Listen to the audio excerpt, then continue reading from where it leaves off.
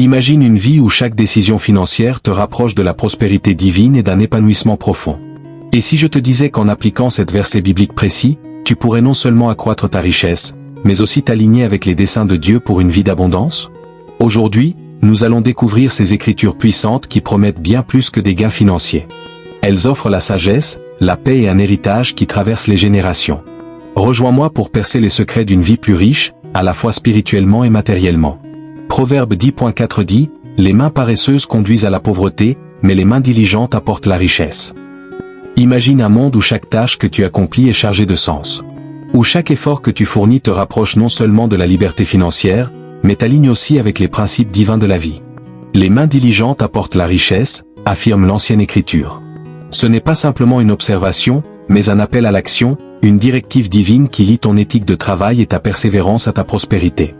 Il ne s'agit pas d'un labeur incessant ou de l'agitation stérile, mais d'un effort réfléchi et significatif, enraciné dans tes valeurs profondes et les promesses de Dieu. Pense à la vie de quelqu'un qui incarne la diligence. Cette personne se lève tôt, non par obligation, mais par désir de tirer le meilleur de sa journée. Elle agit avec intention, que ce soit pour développer une entreprise, cultiver ses talents ou nourrir ses relations. Chaque action est une brique dans l'édifice de son avenir, posée avec la discipline et la prévoyance. À l'inverse, où mène la paresse? Elle ne se limite pas à l'absence de mouvement, c'est un blocage de l'esprit, un obstacle aux bénédictions. La pauvreté, comme mentionné dans Proverbe, n'est pas seulement l'absence de richesse, mais l'absence de croissance, de potentiel et de plénitude. C'est une vie à moitié vécue, un but inachevé. Le chemin vers la richesse est autant lié à la condition de ton esprit qu'à l'état de ton compte bancaire. Quand tu vis avec diligence, tu ne poursuis pas la richesse, tu l'attires. Elle afflue vers ceux qui sont préparés, qui gèrent leurs ressources avec sagesse et qui respectent le caractère sacré d'un talent travaillé avec détermination, pour le bien de tous. L'argent, c'est plus qu'un moyen de subsistance, c'est un instrument pour créer la richesse et l'opportunité de vivre dans la prospérité. Imagine ta vie comme un jardin. La diligence, c'est ton arrosage quotidien, la taille soigneuse et l'attention constante. Néglige-le et le jardin dépérit, cultive-le avec soin et il prospère. Dans ce jardin luxuriant, la richesse ne pousse pas comme une mauvaise herbe, mais comme une récolte précieuse, patiemment cultivée par tes mains. Ce n'est pas simplement une question de gain matériel, mais de la richesse d'une vie pleinement vécue. Lorsque tu alignes tes actions sur ta foi, ton travail devient un acte d'adoration, et tes gains, des bénédictions pas seulement pour toi, mais pour les autres. Par ta diligence, tu deviens un canal de la générosité divine, un intendant de son abondance. Que cette compréhension de la diligence transforme ta façon d'aborder chaque journée. Considère tes efforts comme les graines de la prospérité et ta discipline comme la lumière nécessaire à leur croissance. Chaque matin, rappelle-toi le pouvoir que tu as d'influencer le monde par tes actes déterminés. À chaque décision sage, à chaque pas résolu, tu ne te contentes pas de travailler à ta richesse. Tu tisses la toile d'une vie abondante qui reflète la gloire divine. En avançant, laisse la vérité de Proverbe 10.4 résonner dans tes actions et ton esprit. Souviens-toi que tes mains ne sont pas de simples outils de création, mais des vaisseaux de bénédiction. Dans la grande conception de ta vie, la façon dont tu travailles est une forme de louange, et ta prospérité proclame la fidélité de Dieu, qui récompense ceux qui le cherchent ardemment par leur diligence. Comme le dit Ecclésiaste 7.12, la sagesse est une protection, tout comme l'argent est une protection, mais l'excellence de la connaissance, c'est que la sagesse fait vivre ceux qui la possèdent. Cette écriture révèle une double promesse, le pouvoir protecteur de l'argent et la vie véritable que donne la sagesse à ceux qui la recherchent. La force vitale de la sagesse. Elle suggère que si la richesse peut nous protéger de bien des difficultés de la vie, la sagesse, elle, cultive une existence plus riche et éclairée. Considère la sagesse non pas simplement comme un amas de connaissances, mais comme une compréhension profonde qui insuffle à tes décisions discernement et clairvoyance.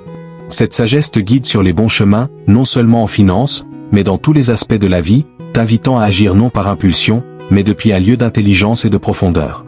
Pense à l'histoire du roi Salomon qui, lorsqu'on lui offrit tout ce qu'il désirait, choisit la sagesse plutôt que les richesses ou le pouvoir. Ce choix lui apporta une richesse et un succès inégalés, illustrant que la sagesse elle-même est une source intarissable de prospérité, attirant des opportunités et ouvrant des portes qu'aucune clé en or ne pourrait déverrouiller. Maintenant, réfléchis aux écueils de l'ignorance, les décisions prises à la hâte, les investissements choisis par naïveté et les façons dont la sagesse peut parfois être négligée ou mal employée. Chaque faux pas est certes une leçon, mais aussi un rappel de ce que nous perdons lorsque nous négligeons la poursuite de la connaissance. La richesse sans la sagesse, c'est comme un navire sans gouvernail, vulnérable au courant du hasard et des circonstances. Mais lorsque tu es armé de sagesse, chaque décision financière devient un choix réfléchi, chaque risque est mesuré et chaque opportunité est pleinement exploitée. Imagine ta vie comme une vaste bibliothèque, chaque livre regorgeant de savoir. La sagesse en est la clé maîtresse, te permettant d'accéder aux vérités profondes et de les appliquer à ton quotidien. Dans cette bibliothèque, tu n'amasses pas simplement des faits, tu apprends l'art de bien vivre. Cette quête de la sagesse n'est pas un voyage solitaire. Elle implique la communauté, les conseils et le partage d'enseignements. Engage-toi auprès de mentors, participe à des discussions et immerge-toi dans les Écritures.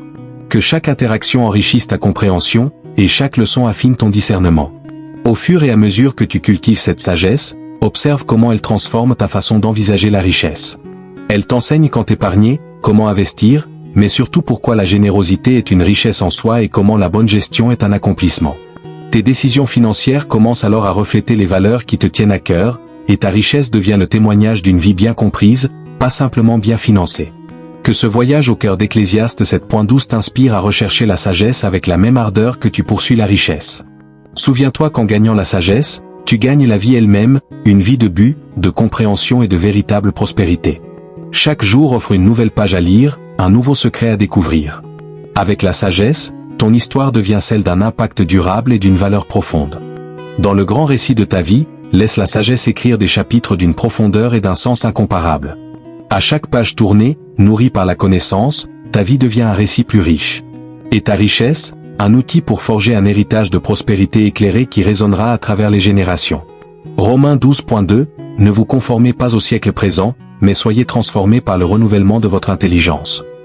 Ce verset n'est pas seulement un commandement, c'est une invitation à expérimenter la vie sous un angle nouveau, aligné avec la sagesse et la compréhension divine.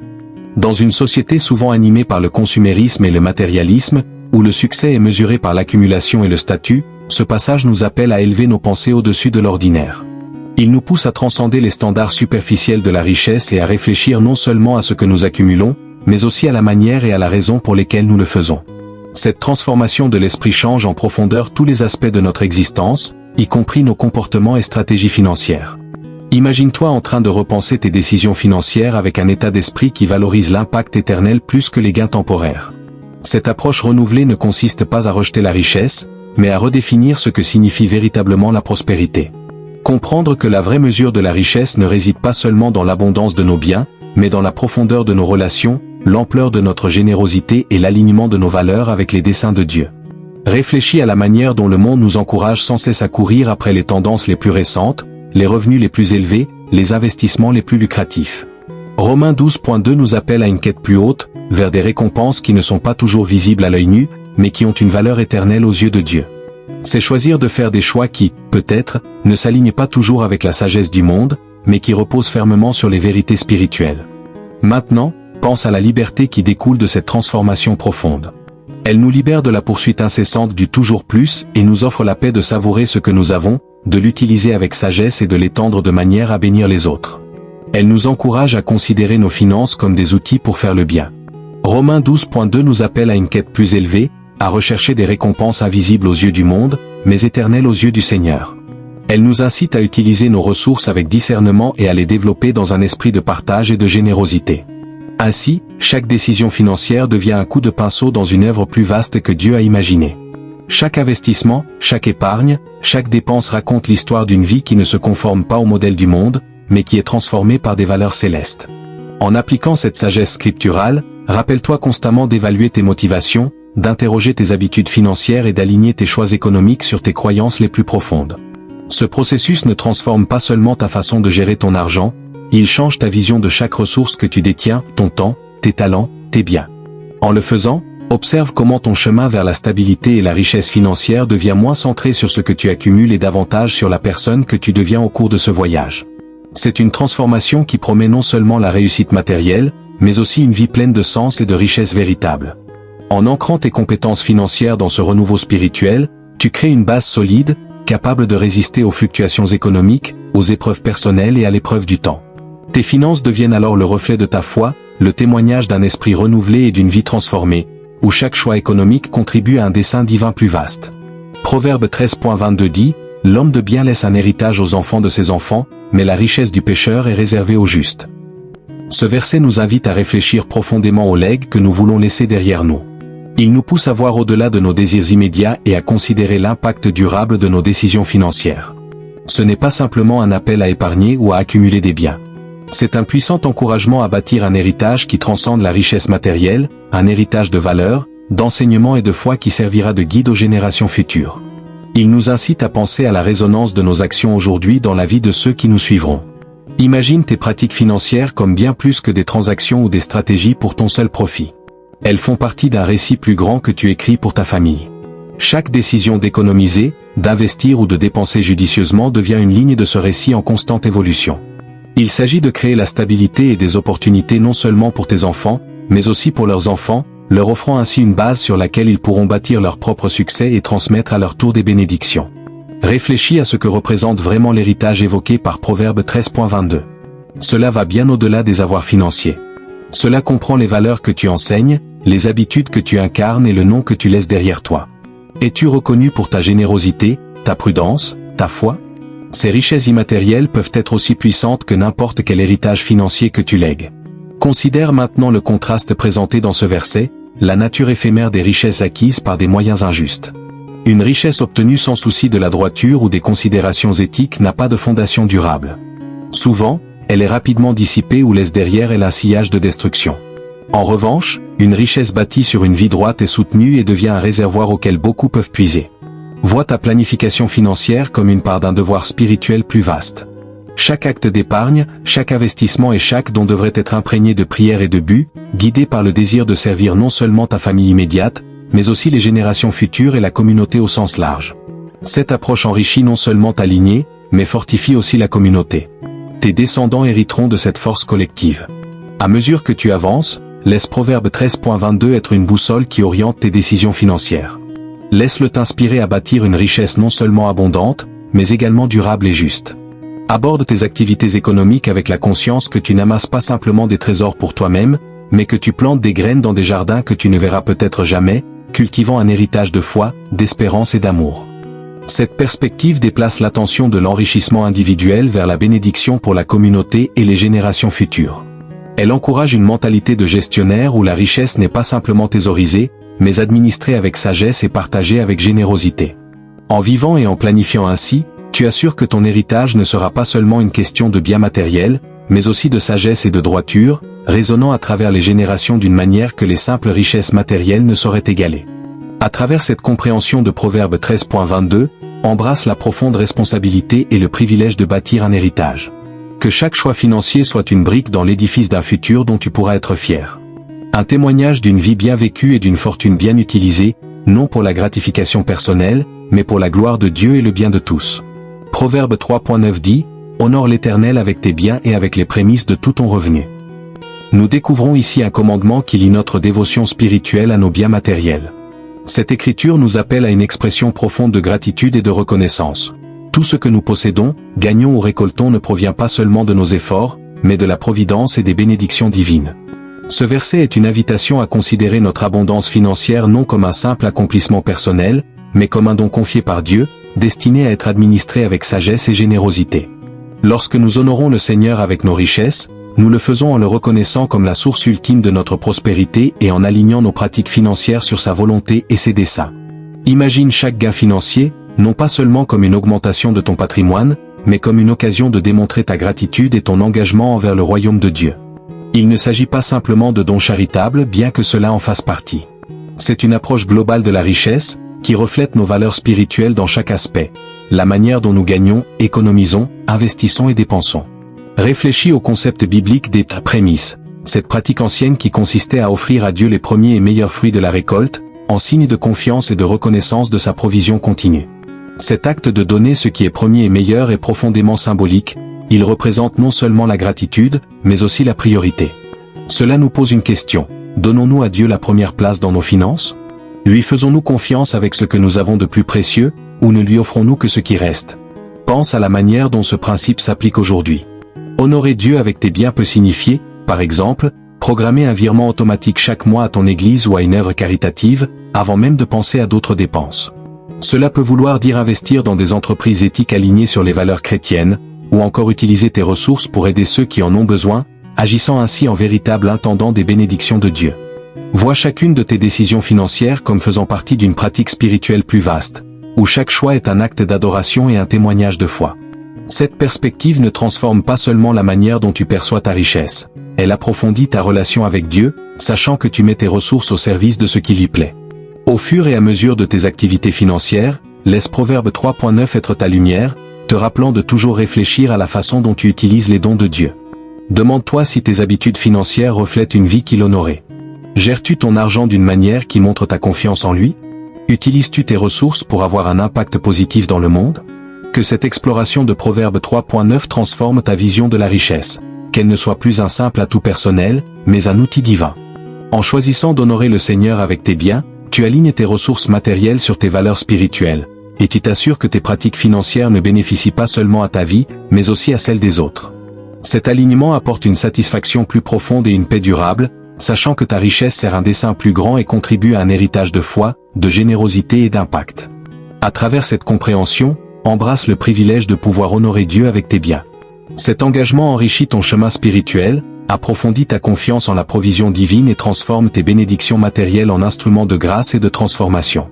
En parcourant Jean 14.27, « Je vous laisse la paix, je vous donne ma paix. Je ne vous la donne pas comme le monde la donne. Que votre cœur ne se trouble point et ne s'alarme point. » Nous nous rappelons la paix unique et profonde que le Christ offre, une paix qui dépasse la simple tranquillité terrestre et imprègne chaque aspect de nos vies, y compris nos finances. Cette parole nous invite à réfléchir à nos sources de paix, notamment dans le contexte de la sécurité et de la prospérité financière. Contrairement aux assurances éphémères offertes par les richesses du monde, la paix que Jésus donne est durable, ancrée dans une certitude spirituelle, bien au-delà de l'accumulation matérielle. C'est une assurance que, peu importe la volatilité des marchés ou l'incertitude des économies, nos cœurs peuvent rester fermes, ancrés dans la certitude divine. Imagine naviguer dans ta vie financière avec une telle paix. Ce n'est pas que les défis ou les risques liés aux décisions financières disparaissent, mais ton approche de ces défis est fondamentalement transformée. Les décisions ne sont plus motivées par la panique, la peur des pertes ou l'angoisse de l'incertitude. Elles sont plutôt guidées par une sérénité profonde, née de la confiance en un plan supérieur et d'une vérité plus grande. Dieu est aux commandes et ses provisions sont suffisantes. Réfléchis à la fréquence avec laquelle les préoccupations financières troublent notre paix, le stress de la gestion des dettes, la crainte de manquer pour la retraite ou l'anxiété face aux dépenses imprévues. Ce sont des expériences courantes. Pourtant, Jean 14.27 nous appelle à une autre forme de paix financière, à une vie économique où c'est la paix, et non la peur, qui gouverne nos cœurs. Pense maintenant aux façons concrètes dont cette paix divine peut influencer tes comportements financiers. Cela pourrait signifier établir un budget, non par peur de manquer, mais avec un esprit de contentement et de gestion des bénédictions reçues de Dieu.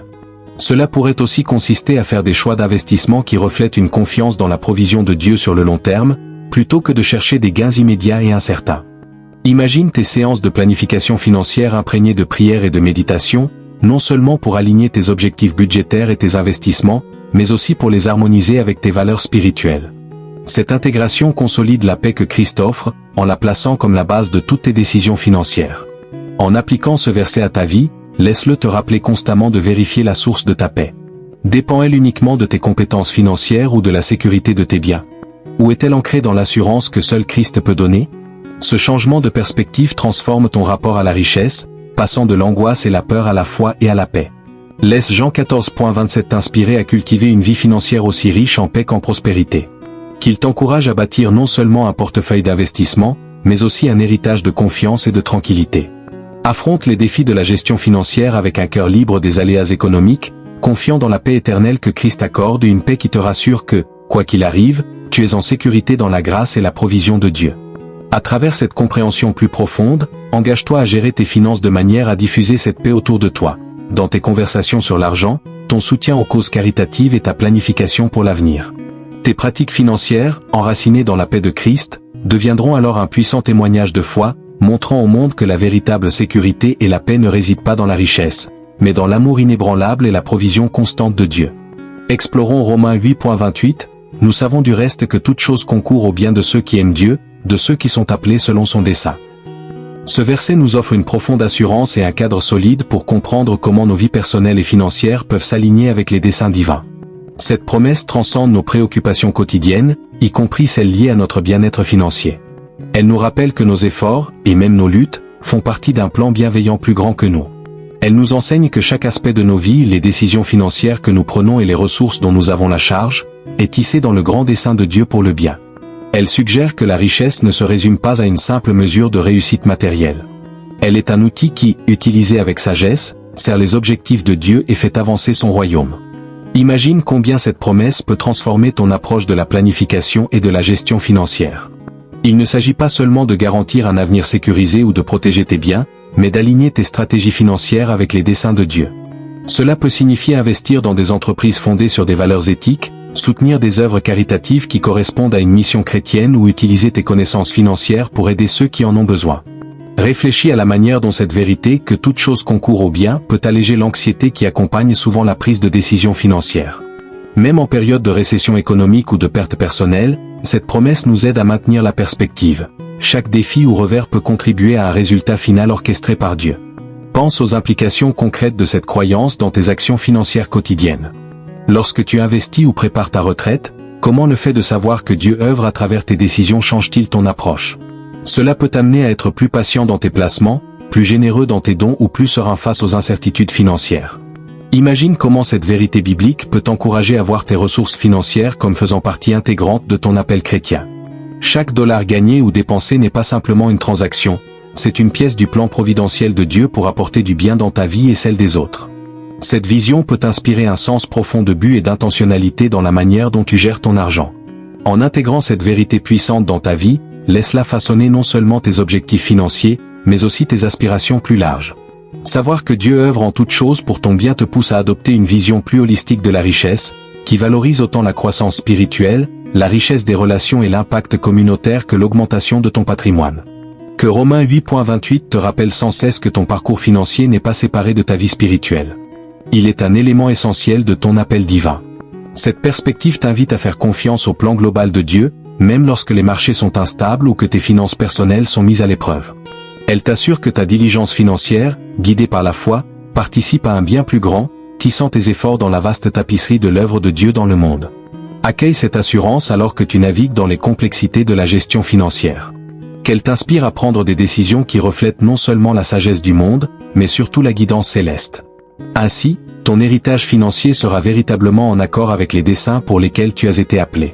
Cette intégration de la foi et de la finance ne se limite pas à combler tes besoins matériels, elle enrichit ta vie spirituelle et confirme qu'en toute chose, Dieu œuvre pour ton bien.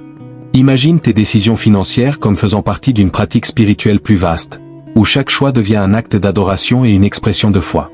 Cette approche transforme non seulement ta perception de la richesse, mais approfondit aussi ta relation avec Dieu, sachant que tu utilises tes ressources d'une manière qui l'honorait. Dans toutes tes activités financières, laisse Proverbe 3.9 être ta lumière, te rappelant de réfléchir constamment à la façon dont tu utilises les dons de Dieu. Demande-toi si tes habitudes financières reflètent une vie qui le glorifie. Gères-tu ton argent d'une manière qui démontre ta confiance en lui? Mets-tu ta richesse au service du bien commun? Que cette exploration de Proverbe 3.9 transforme ta vision de la richesse, passant d'un simple atout personnel à un outil divin. En choisissant d'honorer le Seigneur avec tes biens, tu alignes tes ressources matérielles avec tes valeurs spirituelles, t'assurant que tes pratiques financières ne profitent pas seulement à ta vie, mais aussi à celle des autres. Cet alignement apporte une satisfaction et une paix plus profonde, sachant que ta richesse a un dessein supérieur et contribue à un héritage de foi, de générosité et d'impact. Dans cette compréhension, embrasse le privilège de pouvoir honorer Dieu avec tes biens. Cet engagement enrichit ton chemin spirituel, approfondit ta confiance en la provision divine et transforme tes bénédictions financières en instruments de grâce et d'impact pour le monde.